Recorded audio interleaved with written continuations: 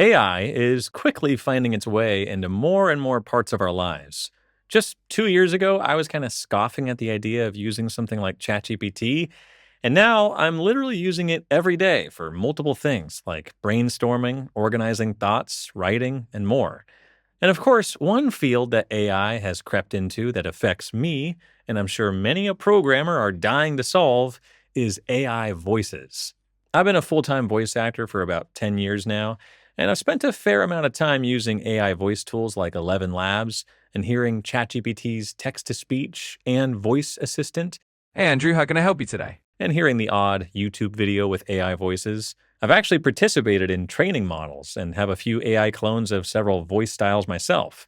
So I've spent time testing them, listening closely, and trying to figure out how I honestly feel about them. I've got some opinions about the whole topic and want to share them out to the world for what it's worth. So here we go. I feel like one of the best ways I can describe AI voices, and probably just AI in general, is like this. Have you ever been in a cafe or in front of some restaurant or something and seen some beautiful flowers decorating the space? You step closer and get a better look to appreciate the flowers, and then you see, oh, wait, these are fake. To me, I feel like that's AI. It looks and sounds great on the surface, but the closer you get to observe it, the more the illusion just falls apart. Whether it's AI video that looks cinematic and amazing, and then the likeness of the actor just feels a little like Uncanny Valley, or the physics are a bit off, or when you're first presented with some AI art that looks colorful and amazing, but it actually feels pretty contrived and like you've seen it a million times before. And it's just missing some kind of substance, some kind of actual meaning and visceral feeling that just says, I am real art. AI voices work the same way. If you hear one sentence, maybe two, your brain goes, oh, wow, that's pretty good. AI started back in the 1950s when researchers first experimented with making machines think like humans, and now it's become a huge part of our everyday tech world. But the longer you listen, the more little things start to feel off. Not in a dramatic way, but just subtly wrong. Whether you're making videos, games, audiobooks, or prototypes, 11 Labs lets the voice disappear, so the idea comes through. The timing and emphasis is just a little unnatural. The tone of voice never really changes. It's extremely consistent and never changes in emotion or speed. It sounds professional and sounds like some trained voice actor, I guess, but it sounds like he's just going through the motions and not putting his heart into it. There's no fire in the belly, no passion, no enthusiasm or contrast between sections. Even a stiff voice actor who sounds like they need some more years in the booth has the wonderful quality of sounding like a human being, trying to make the most of their performance.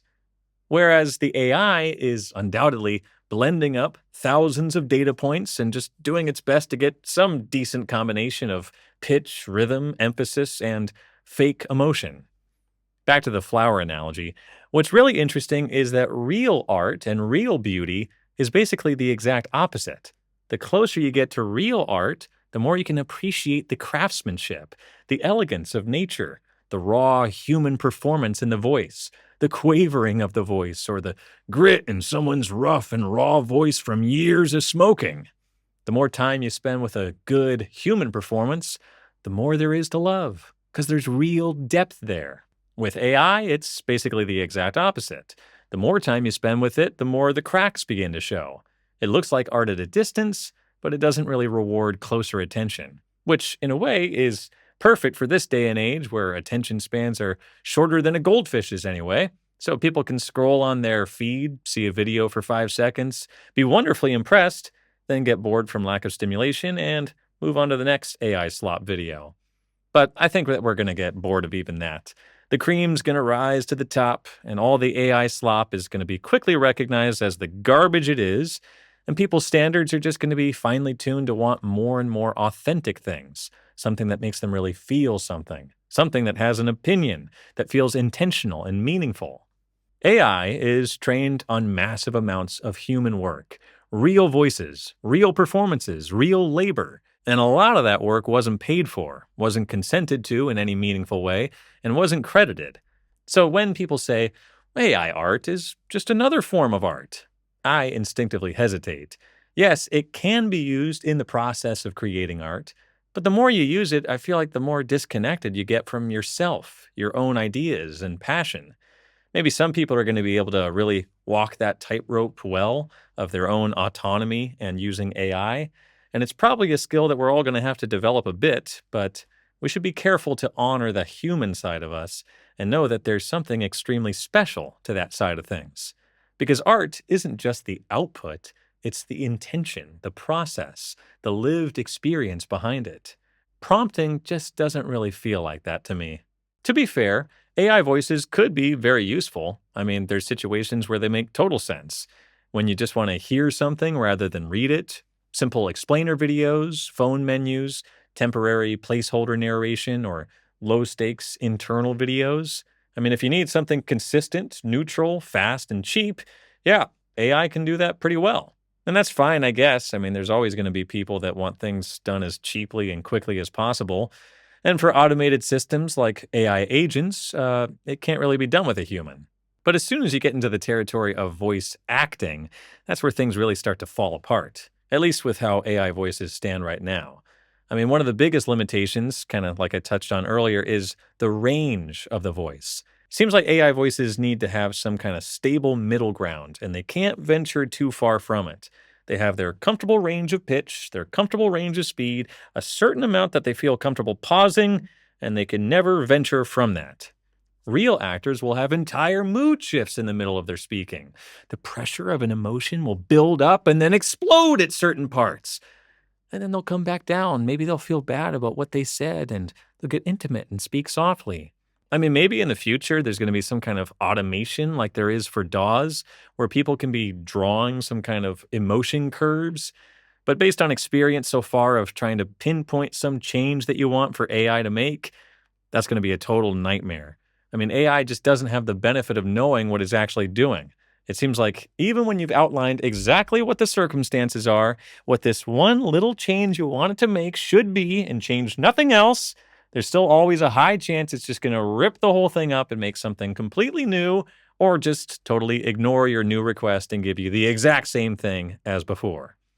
Of course, technology is going to change, but I'm not sure if these fundamental principles of how AI works is going to change or not. But part of me feels like, why though? Why do all of this? Why replace the human spirit with something so strange and abstract and disconnected? I guess it's just to be able to make things cheaper, but geez. I mean, that's how we ended up with living with ultra processed foods and microplastics in the ocean.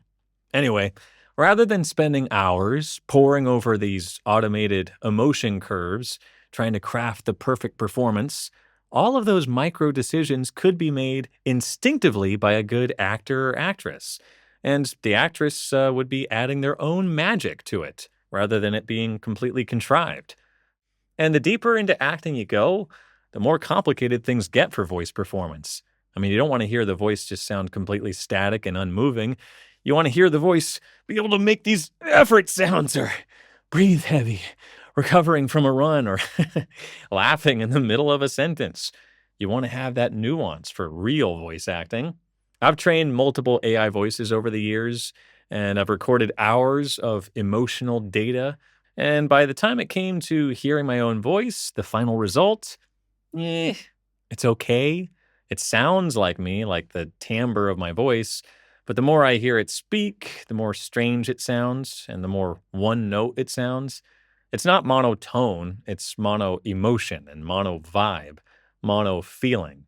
It feels like one tiny aspect of my essence has been stretched out and expanded into some kind of cardboard cutout of myself. It's the uncanny valley again. Another good comparison to make for AI is animation. Think about classic 2D animation, something like Lady and the Tramp. It's obvious to us that it's not real. It doesn't look real at all, but the acting works. It's expressive, readable, emotional. Now compare that to hyper-realistic animations where animals look real but talk like humans, just regular old people, like the live-action Lion King. Your brain doesn't know how to feel. It looks impressive but feels wrong. And I feel like that's where AI voices sit right now. Too realistic to feel stylized, and too artificial to feel real. One thing that I think AI could be intriguing for voice acting is something like the AI voice changer by 11 Labs. I'll just demonstrate it now so you can hear it. This is something I've used a few times where it basically just takes your raw audio and processes it to make it sound like a different voice.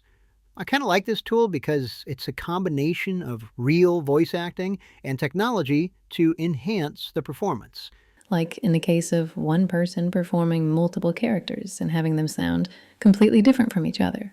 I kind of think of it like a guitar player using different pedals to create a guitar that has a ton of sustain or to sound super crunchy. It's still the guitar player strumming the strings and doing the exact same performance, but the character of the instrument has completely changed.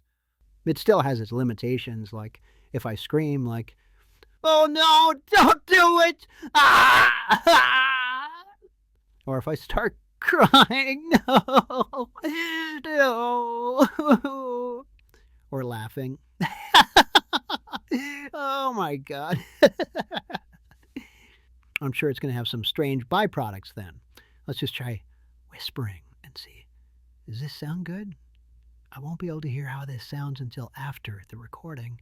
And how about I just read something real short in a really angry way and compare the voice changer with a text to speech model? I am so tired of pretending this is fine. You don't get to ignore the problem and dodge responsibility, then act surprised when it blows up. This didn't happen by accident. I am so tired of pretending this is fine. You don't get to ignore the problem, dodge responsibility, and then act surprised when it blows up. This didn't happen by accident. I think that rather than trying to write some kind of convoluted prompts or writing those emotion curves I keep alluding to, it seems like this could be an easy and effective way for people to get the performance you want with the voice you want.